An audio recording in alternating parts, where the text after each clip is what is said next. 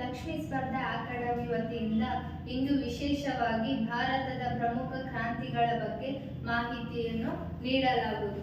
ಮೊದಲನೆಯದಾಗಿ ನಾವು ಭಾರತದ ಪ್ರಮುಖ ಕ್ರಾಂತಿಗಳ ಬಗ್ಗೆ ನೋಡುವುದಾದರೆ ಕ್ರಾಂತಿಯ ಹೆಸರಲ್ಲಿ ಸಂಬಂಧಿಸಿದ ಕ್ಷೇತ್ರ, ಸಂಬಂಧಿಸಿದವರು ಯಾರು ಅಂತ ನಾವು ನೋಡೋಣ. ಫಸ್ಟ್ನೇದಾಗಿ ಹಸಿರು ಕ್ರಾಂತಿಯಲ್ಲಿ ಸಂಬಂಧಿಸಿದ ಕ್ಷೇತ್ರ ಯಾವುದು ಅಂದ್ರೆ ಕೃಷಿ ಅಂತ ಆಗ್ತದೆ. ನೆಕ್ಸ್ಟ್ ಅವರು ಸಂಬಂಧಿಸಿದವರು ಯಾರಂದ್ರೆ MS ಸ್ವಾಮಿನಾಥನ್ ಅಂತ ನಾವು ಹೇಳ್ತೀವಿ. ನೆಕ್ಸ್ಟ್ ಶ್ವೇತ ಕ್ರಾಂತಿ ಅಂತ ಹೇಳ್ತೀವಿ. ಶ್ವೇತ ಕ್ರಾಂತಿಯಲ್ಲಿ ಸಂಬಂಧಿಸಿದ ಕ್ಷೇತ್ರ ಹಾಲು ಮತ್ತು ಹೈನುಗಾರಿಕೆ ಉತ್ಪನ್ನಗಳು. ಸಂಬಂಧಿಸಿದವರು ಯಾರು ಅಂದ್ರೆ ವರ್ಗೀಸ್ ಕುರಿಯನ್ ಅಂತ ಹೇಳ್ತೀವಿ. ನೆಕ್ಸ್ಟ್ ಅದೇ ರೀತಿಯಾಗಿ ನೀಲಿ ಕ್ರಾಂತಿಯಲ್ಲಿ ಮೀನು ಉತ್ಪಾದನೆ ಸಂಬಂಧಿಸಿದ ಕ್ಷೇತ್ರ ಯಾವುದು ಅಂದ್ರೆ ಮೀನು ಉತ್ಪಾದನೆ ಅಂತ ಹೇಳ್ತೀವಿ.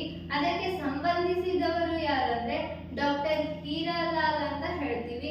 ನೆಕ್ಸ್ಟ್ ಅದೇ ರೀತಿಯಾಗಿ ಇನ್ನೊಂದೇನಂದ್ರೆ ಗುಲಾಬಿ ಕ್ರಾಂತಿಯಲ್ಲಿ ಸಂಬಂಧಿಸಿದ ಕ್ಷೇತ್ರ ಯಾವುದು ಅಂದ್ರೆ ಸಿಗಡಿ ಈರುಳ್ಳಿ ಔಷಧೀಯ ಉತ್ಪನ್ನಗಳು ಅಂತ ಹೇಳ್ತೀವಿ. ಇದು ಯಾವುದಂದ್ರೆ ಸಂಬಂಧಿಸಿದ ಕ್ಷೇತ್ರ. ನೆಕ್ಸ್ಟ್ ಸಂಬಂಧಿಸಿದವರು ಯಾರಂದ್ರೆ ದುರ್ಗೇಶ್ ಪಾಟೀಲ್ ಅಂತ ಹೇಳ್ತೀವಿ. ನೆಕ್ಸ್ಟ್ ಅದೇ ರೀತಿಯಾಗಿ ನೋಡೋದಾದ್ರೆ ಮತ್ತೆ ಬೆಳ್ಳಿ ಕ್ರಾಂತಿ ಅಂತ ಬರುತ್ತೆ. ಬೆಳ್ಳಿ ಕ್ರಾಂತಿಯಲ್ಲಿ ಸಂಬಂಧಿಸಿದ ಕ್ಷೇತ್ರ ಯಾವುದಂದ್ರೆ ಮೊಟ್ಟೆ ಕೋಳಿ ಉತ್ಪಾದನೆ ಅಂತ ನಾವು ಹೇಳ್ತೀವಿ. ನೆಕ್ಸ್ಟ್ ಅದಕ್ಕೆ ಸಂಬಂಧಿಸಿದವರು ಯಾರಂದ್ರೆ ಇಂದಿರಾ ಗಾಂಧಿ ಅವರು. ನೆಕ್ಸ್ಟ್ ಅದೇ ರೀತಿಯಾಗಿ ದುಂಡು ಕ್ರಾಂತಿ ಅಂತ ಬರುತ್ತೆ. ದುಂಡು ಕ್ರಾಂತಿಯಲ್ಲಿ ಸಂಬಂಧಿಸಿದ ಕ್ಷೇತ್ರ ಯಾವುದಂದ್ರೆ ಆಲೂಗಡ್ಡೆ ಅಂತ ಹೇಳ್ತೀವಿ. ಅದಕ್ಕೆ ಸಂಬಂಧಿಸಿದವರು ಯಾರು ಇಲ್ಲ. ನೆಕ್ಸ್ಟ್ ಸುವರ್ಣ ಕ್ರಾಂತಿ ಅಂತ ಬರುತ್ತೆ. ಸುವರ್ಣ ಕ್ರಾಂತಿಯಲ್ಲಿ ಸಂಬಂಧಿಸಿದ ಕ್ಷೇತ್ರ ಯಾವುದಂದ್ರೆ ಜೇನುತುಪ್ಪ ತೋಟಗಾರಿಕೆ ಅಂತ ಹೇಳ್ತೀವಿ. ಸಂಬಂಧಿಸಿದವರು ನಿರ್ಪಕ್ ತೇಜ ಅಂತ ಹೇಳ್ತೀವಿ. ಅದೇ ರೀತಿಯಾಗಿ ಬೂದು ಕ್ರಾಂತಿ ಅಂತ ಬರುತ್ತೆ. ಬೂದು ಕ್ರಾಂತಿಯಲ್ಲಿ ಸಂಬಂಧಿಸಿದ ಕ್ಷೇತ್ರ ಯಾವುದಂದ್ರೆ ರಸಗೊಬ್ಬರಗಳು ಅಂತ ಹೇಳ್ತೀವಿ. ನೆಕ್ಸ್ಟ್ ಅದೇ ರೀತಿಯಾಗಿ ಕಂದು ಕ್ರಾಂತಿ ಅಂತ ಬರುತ್ತೆ. ಕಂದು ಕ್ರಾಂತಿಯಲ್ಲಿ ನಾವು ನೋಡುವುದಾದ್ರೆ ಸಂಬಂಧಿಸಿದ ಕ್ಷೇತ್ರ ಯಾವುದಂದ್ರೆ ಕೊಕೋ ಚರ್ಮ ಅಂತ ಹೇಳ್ತೀವಿ. ಕೊಕೋ ಚರ್ಮ. ನೆಕ್ಸ್ಟ್ ಅದಕ್ಕೆ ಸಂಬಂಧಿಸಿದವರು ಯಾರಂದ್ರೆ ಹೀರಾಲಾಲ್ ಅಂತ ಹೇಳ್ತೀವಿ. ನೆಕ್ಸ್ಟ್ ಅದೇ ರೀತಿಯಾಗಿ ಕೆಂಪು ಕ್ರಾಂತಿ ಅಂತ ಬರುತ್ತೆ. ಕೆಂಪು ಕ್ರಾಂತಿಯಲ್ಲಿ ಸಂಬಂಧಿಸಿದ ಕ್ಷೇತ್ರ ಯಾವುದಂದ್ರೆ ಮಾಂಸ ಮತ್ತು ಟೊಮೆಟೊ ಅಂತ ಹೇಳ್ತೀವಿ. ಅದಕ್ಕೆ ಸಂಬಂಧಿಸಿದವರು ವಿಶಾಲ್ ತಿವಾರಿ ಅಂತ ಹೇಳ್ತೀವಿ.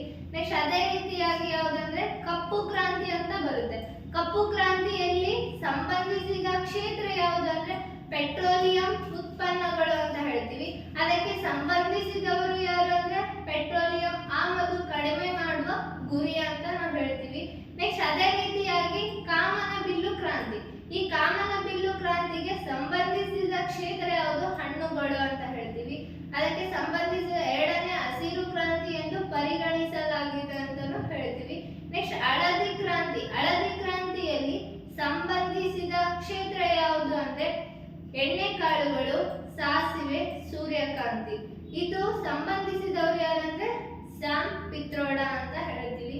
ನೆಕ್ಸ್ಟ್ ಅದೇ ರೀತಿಯಾಗಿ ಸುವರ್ಣ ನಾರು ಅಲ್ಲಿ ಸಂಬಂಧಿಸಿದ ಕ್ಷೇತ್ರ ಯಾವುದಂದ್ರೆ ಸೆಣಬು ಅಂತ ಹೇಳ್ತೀವಿ. ನೆಕ್ಸ್ಟ್ ಅದೇ ರೀತಿಯಾಗಿ ನೋಡ್ಬೇಕಾದ್ರೆ ಬೆಳ್ಳಿ ನಾರು ಅಂತ ಬರುತ್ತೆ. ಈ ಬೆಳ್ಳಿ ನಾರು ಅಲ್ಲಿ ಏನಂತಂದ್ರೆ ಸಂಬಂಧಿಸಿದ ಕ್ಷೇತ್ರ ಯಾವುದಂದ್ರೆ ಹತ್ತಿ ಅಂತ ಹೇಳ್ತೀವಿ. ಇದಕ್ಕೆ ಸಂಬಂಧಿಸಿದವರು ಇಂದಿರಾ ಗಾಂಧಿ ಅವರು ಅಂತ ಹೇಳ್ತೀವಿ. ನೆಕ್ಸ್ಟ್ ಅದೇ ರೀತಿಯಾಗಿ ನಿತ್ಯ ಹಸಿರು ಕ್ರಾಂತಿ. ಈ ನಿತ್ಯ ಹಸಿರು ಕ್ರಾಂತಿಯಲ್ಲಿ ಸಂಬಂಧಿಸಿದ ಕ್ಷೇತ್ರ ಯಾವುದಂದ್ರೆ ಕೃಷಿಯಲ್ಲಿ ಸುಸ್ಥಿರ ಅಭಿವೃದ್ಧಿ ಅಂತ ಹೇಳ್ತೀವಿ. ಅದಕ್ಕೆ ಸಂಬಂಧಿಸಿದವರು MS ಸ್ವಾಮಿನಾಥನ್ ಅಂತ ಹೇಳ್ತೀವಿ. ಇವರು ಪರಿಕಲ್ಪನೆ ಪ್ರತಿಪಾದಕರು ಅಂತ ಹೇಳ್ತೀವಿ. ನೆಕ್ಸ್ಟ್ ಪ್ರೋಟೀನ್ ಕ್ರಾಂತಿ. ಅದೇ ರೀತಿಯಾಗಿ ಇನ್ನೊಂದು ಕ್ರಾಂತಿ ಏನಂದ್ರೆ ಪ್ರೋಟೀನ್ ಕ್ರಾಂತಿ ಅಂತ ಬರುತ್ತೆ. ಆ ಪ್ರೋಟೀನ್ ಕ್ರಾಂತಿಯಲ್ಲಿ ಸಂಬಂಧಿಸಿದ ಕ್ಷೇತ್ರಗಳು ಏನಂತಂದ್ರೆ ಬೇಳೆಕಾಳುಗಳು ಮತ್ತು ಪ್ರೋಟೀನ್ ಸಮೃದ್ಧ ಆಹಾರ ಅಂತ ಬರುತ್ತೆ. ಓಕೆ, ಧನ್ಯವಾದಗಳು.